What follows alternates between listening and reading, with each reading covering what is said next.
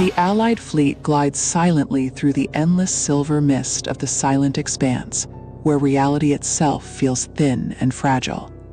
Australis Infinity leads the formation, its crystal wings folded in a state of quiet, focused power as it navigates the unknown. Within its stellar core, the first key pulses with a soft, rhythmic light that seems to hum in harmony with the pilot's own heartbeats. We found the first key, and we uncovered the truth about the origin gate, but the journey has only just begun. The Sovereign is already 3 steps ahead of us, lurking somewhere in this void, with intentions we still don't fully grasp. We can't afford to stop now, not when the fate of every living soul in the universe is resting on our shoulders. General Vale retreated after confirming the key awakened, which means the enemy is regrouping for something much larger. Now another challenge is waiting for us in the region the ancients called the Ocean of Endless Stars. We don't know what we'll find in those depths, but we have to be ready for anything that emerges from the blue. Suddenly, the silver mist breaks away to reveal a breathtaking sight that defies all scientific logic and planetary physics. Before the fleet stretches an endless cosmic ocean, a vast expanse of glowing blue liquid light that spans across the quadrant. It is a world of water without a planet, held together by ancient forces and the sheer density of cosmic energy. I have only heard stories about this place in the oldest records of my people, who revered it as a sacred site. They called it the Cradle of Creation, the place where the architects first experimented with the life force of the stars. It is beautiful, yes, but it is also a graveyard for those who did not respect its overwhelming power. Without warning, the water beneath the fleet begins to churn and glow with a blinding intensity that rattles the ship's sensors.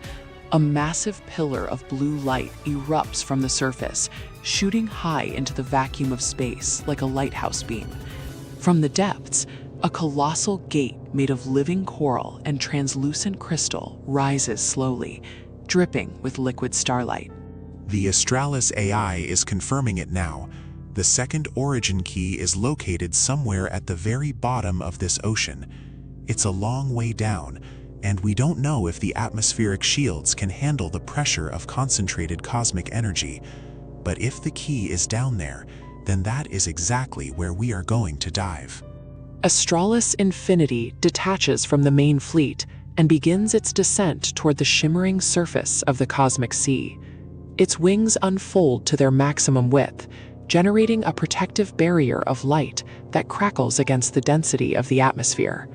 With a deafening roar of energy, the giant mech plunges into the water, disappearing beneath a massive splash of starlight.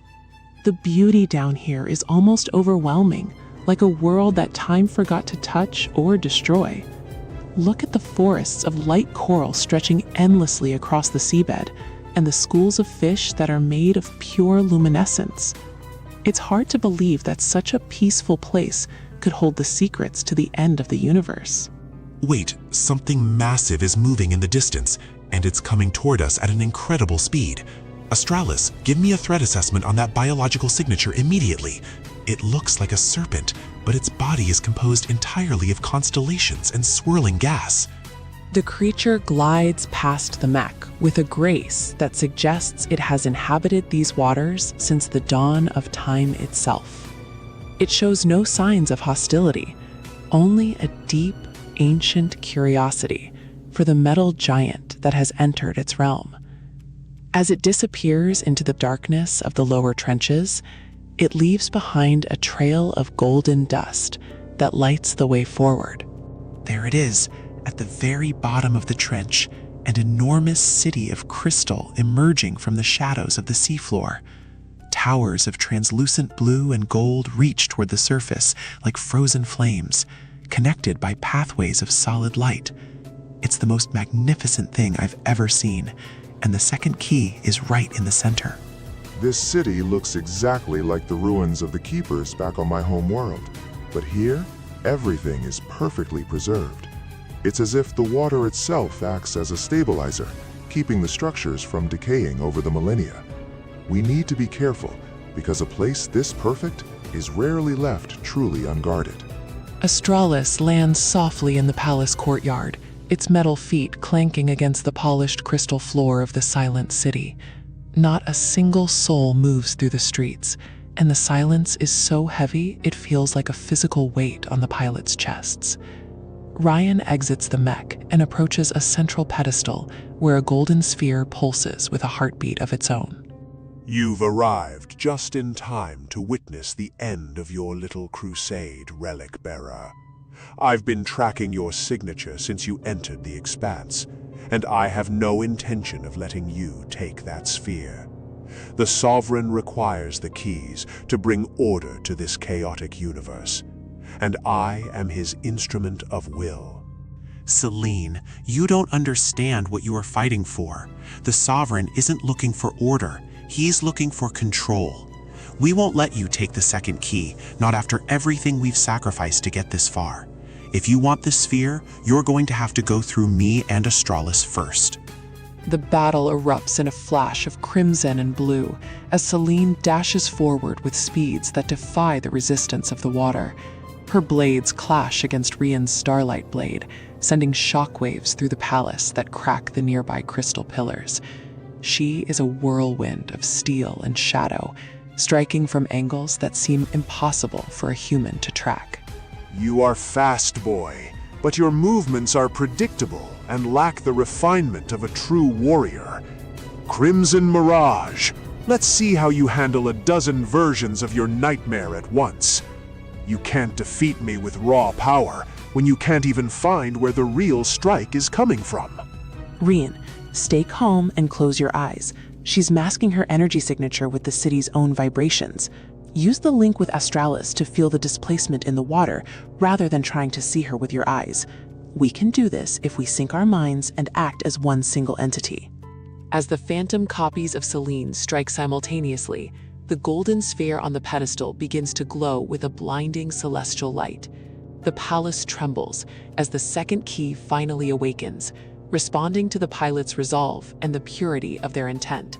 A wave of blue energy erupts from the sphere, washing over Astralis and the surrounding courtyard like a tidal wave. I can feel it. The ocean's embrace. The key is giving us its power, and it's repairing the damage to Astralis's hull in real time. You said I needed to understand my enemy, Celine, but you failed to understand the very world you're standing on. This ocean doesn't want to be controlled. It wants to be free.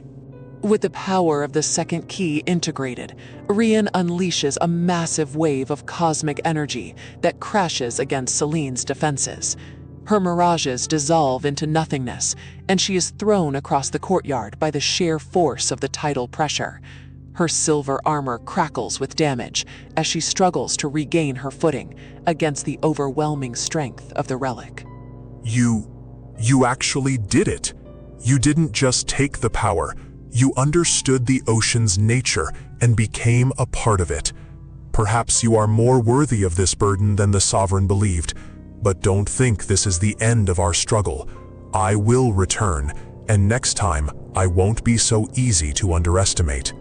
As Celine disappears through the portal, a hologram of a young woman named Aurora appears above the pedestal.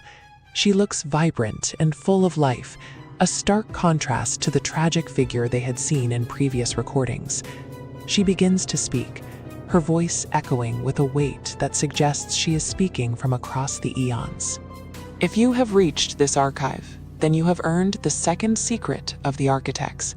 You must understand that the Sovereign is not your true enemy. He is a guardian and a warden of a prison. Something far worse than him, something from beyond our universe, is trying to claw its way inside. The Sovereign is a keeper. This changes everything we thought we knew about the war and the Origin Gate. If he's a corrupted architect who sacrificed his humanity to seal the gate, then his methods make a cruel kind of sense. He's not trying to destroy the universe, he's trying to stop it from being consumed. The ocean begins to tremble once more, but this time the vibration is deep and melodic, like a song hummed by the earth itself. A colossal creature, larger than any ship in the Allied fleet, emerges from the darkness above the palace. It is Celestis, the ocean's guardian, a cosmic whale made of pure starlight and ancient wisdom. It's speaking to us. I can hear its voice inside my mind, telling us that we have proven our worth to the stars. It's offering us a blessing and a navigation route to the next location we need to reach. Astralis is syncing with the creature's energy, and the map for the third key is appearing on our HUD. With the second key secured, the fleet travels deeper into the silent expanse, entering the dreaded Shadow Nebula. Here, the mist is purple and black, and the light of the stars is swallowed by a thick, oppressive darkness. Ancient ruins of long-dead civilizations float through the void like ghosts of a forgotten era. The energy readings in this nebula are chaotic and wrong. It feels like the very air is trying to drain our life force. This is where my people disappeared, the place where the keepers were finally broken by the Sovereign's shadow. I can feel their presence even now, but it's cold, so very cold. Thousands of mechanical eyes suddenly snap open in the darkness, glowing with an eerie and malevolent purple light.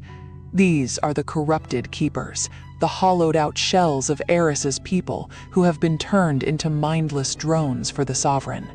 They move with a terrifying synchronicity, surrounding the fleet with their jagged, broken armor. No, they're not just machines. They're my brothers and sisters, trapped in a nightmare they can't wake up from. Sovereign, what have you done to them? I won't fight my own people, but I won't let them destroy everything we've worked for either. There has to be a way to save them. As Rian reaches for the third key at the center of the nebula, a wave of darkness consumes his vision and pulls him into a trial. He finds himself on a battlefield of endless shadow, facing the Sovereign's voice as it echoes from every direction. The trial demands a sacrifice, a choice between the lives of his friends and the safety of the universe. Rian, you carry the hopes of all life, but hope is a fragile thing that breaks under the weight of true sacrifice. To open the origin gate and seal away the darkness forever, you must be willing to lose everything you love. Tell me, Relic Bearer, are you prepared to be the monster the universe needs? I will never accept a future built on the bodies of my friends, and I won't let you dictate the terms of our survival. If the gate must be sealed, we will find a way to do it together without losing our humanity. My resolve isn't just about power, it's about the people who give that power meaning. The darkness shatters as Rian claims the third key, and the shadow energy is instantly neutralized by his unwavering spirit. Astralis Infinity unlocks a new ability, Shadow Step, allowing it to teleport through the void with the speed of a thought. The corrupted keepers stop their attack, the purple glow in their eyes fading as the relic's light purifies their systems. The fleet finally approaches the Black Citadel at the heart of the silent expanse, where the final battle awaits. It is a fortress of impossible scale, built into the remains of a shattered planet that orbits a dying sun. The Sovereign stands at the peak, waiting for the bearer to arrive with the final three keys. All units, this is it, the final push for the future of our galaxy. Protect Astralis at all costs and give Ryan the opening he needs to reach the Citadel's peak. We've come too far to fail now, so let's show the Sovereign the strength of a united universe. The battle is a chaotic symphony of explosions and laser fire as thousands of crimson mechs clash with the Allied forces. In the midst of the carnage, General Celine makes a shocking move, turning her blades against the Sovereign's own General Vale. She has realized that the Sovereign has lost control and that the gate must be sealed by someone with a soul. Enough of this petty resistance. You believe you are saving the world, but you are merely inviting the end of all things. I was the first successor. the first to carry the burden you now hold, and I have spent eternity trying to fix my one fatal mistake. If the gate opens, the darkness will consume us all. Then let us help you, Sovereign. You don't have to carry this burden alone anymore, and you don't have to be the universe's jailer. If we combine the power of all 4 keys, we can seal the gate forever and end this cycle of pain. Let go of your fear and trust in the next generation. A long silence falls over the battlefield as the Sovereign looks at Rian's outstretched hand and the light of the 4 keys. Slowly, the ancient warden lowers his weapon, and his mask cracks, revealing a tired human face beneath the metal. He realizes that his long watch is finally over, and that he can finally pass the torch to someone new. Then let us finish this together, Bearer, for the sake of all who come after us. I will hold back the shadow one last time while you activate the final sequence of the seal. Thank you for showing me that there is still hope in this cold, dark universe. As the origin gate seals shut, the Sovereign's body dissolves into pure light, merging with the barrier to provide the final ounce of energy needed. The darkness from beyond the gate lets out a final, frustrated roar before being shut out of our reality forever. Peace returns to the silent expanse, and the stars begin to shine with a renewed brilliance. The war is over, and the heroes return home to a world that can finally begin to rebuild and heal from the scars of the past. But far beyond the edge of the mapped universe, a single golden eye opens in the darkness of the deep void. The seal is complete, but the mysteries of the cosmos are far from fully revealed. So friends, that's all for today. I will bring the next episode very soon. Please subscribe to this channel and leave a comment. Bye-bye, my dear subscribers.